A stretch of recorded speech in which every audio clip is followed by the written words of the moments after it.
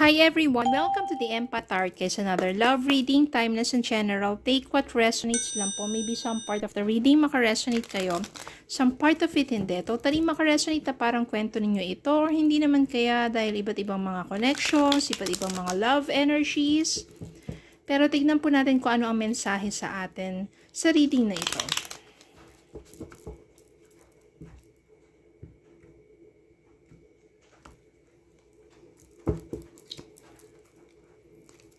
Spirit guys, send me messages. Anong love connections ito? Lessons in life and guidance ang nais yung ipabati sa amin.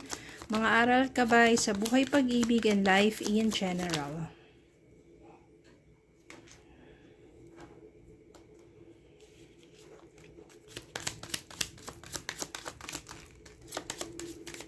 Okay.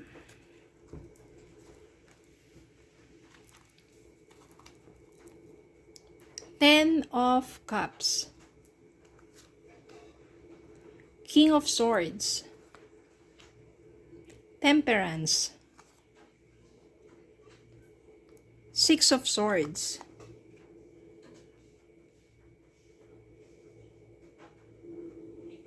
The Hermit. Page of Cups. Six of Wands. The Emperor. And we have here Seven of Wands. Kuha pa tayo isa, bottom of the deck, Queen of Wands.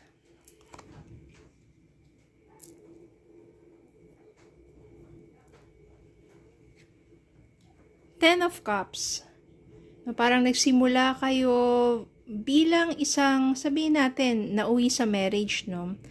Mag-asawa kayo, happy living together, yan, bumubuo ng pamilya or nakabuo ng pamilya. Ang person mo, honest naman siya. Siya yung intellectual. Oh, pero authoritative to. Nandito rin kasi si Emperor.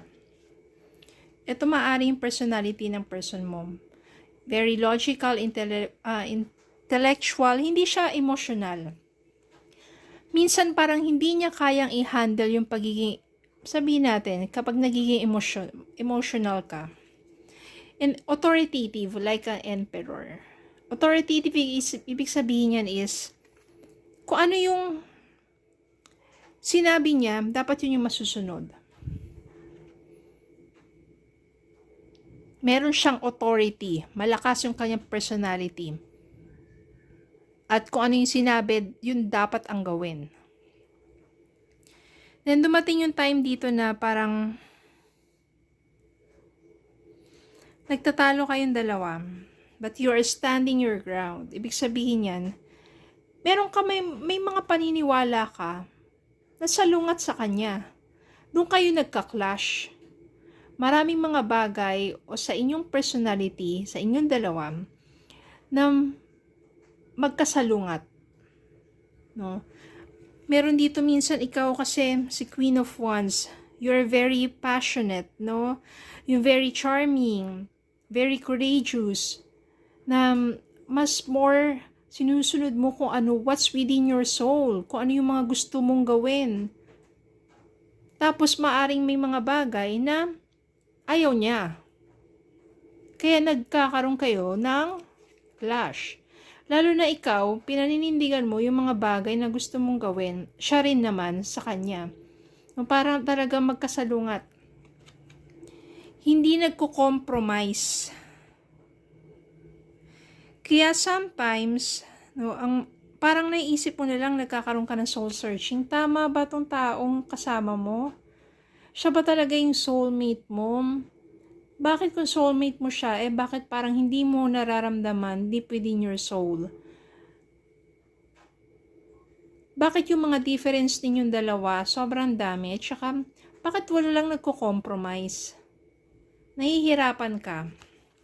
Minsan, nananahimik ka na lang kasi kung hindi, mag-aaway lang talaga kayong dalawa. Puro pag-aaway na lang.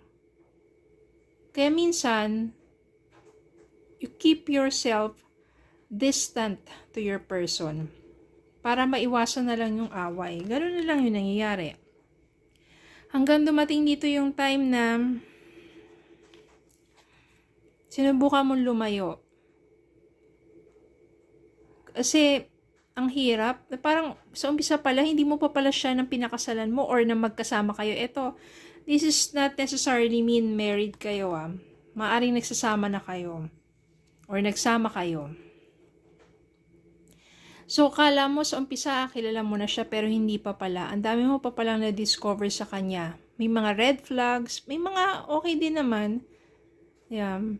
Tapos nandito, you try to move forward with your life. Na parang, para mas maging kalmado yung buhay mo, yung isipan mo. No, kasi parang puro sa'yo hindi magaan yung pagsasama ninyo dahil puro na lang kayo conflict, puro na lang yung differences ninyong dalawa. And maybe that's the time na yung person mo at ikaw na rin natutong maging more patient with each other.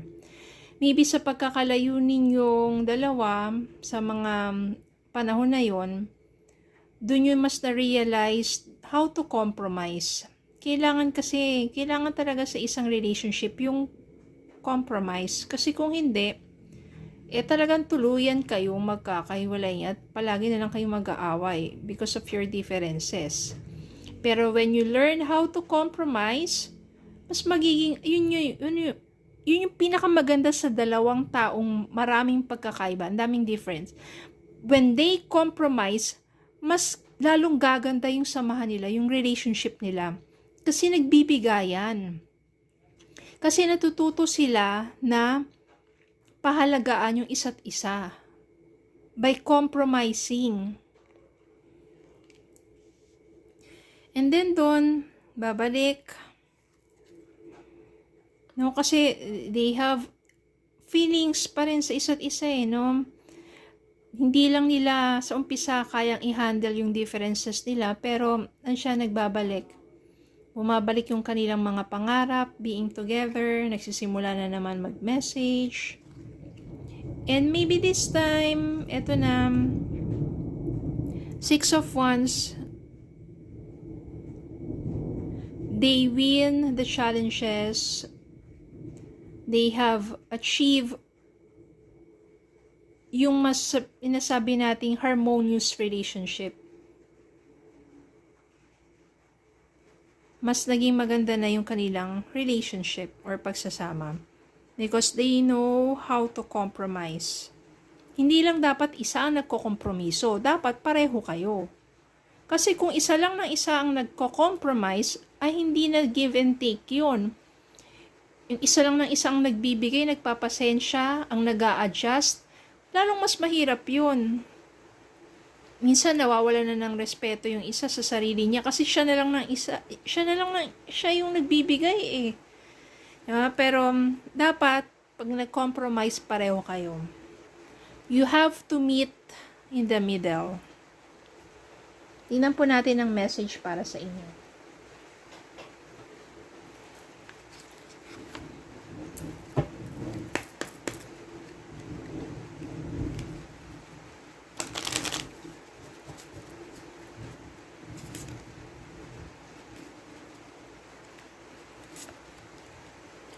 Reaching your goal. Everything you want from this connection will manifest in the near future.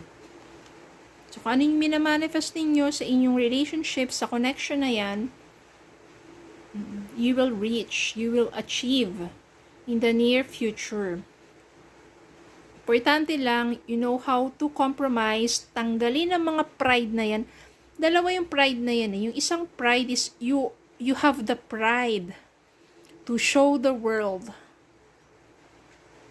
about your relationship, about your person. Kinagagalak mo yun Pinagmamalaki mo Pero, yung hindi magandang pride is yung ego. Yung napakataas na ego na imbis na maging magpakumbaba upang maisaayos ang mga issues, upang harapin ang mga issues, no? Yung iba, sobrang taas ng ego. Wala. Hindi nga nakikipag-compromise. Hindi nakikipag-usap. Sila pa yung mataas. Sila pa yung malaki yung ulo. Yun yung hindi magandang pride. So, tanggalin yung mga ganong klaseng pride na yun. Okay? In order for you to reach your goal sa inyong relationship. Okay? So, yun lang po. Maraming salamat po for watching. Please don't forget to like, share, comment, subscribe, follow me on Facebook and YouTube. Have a good day po and God bless.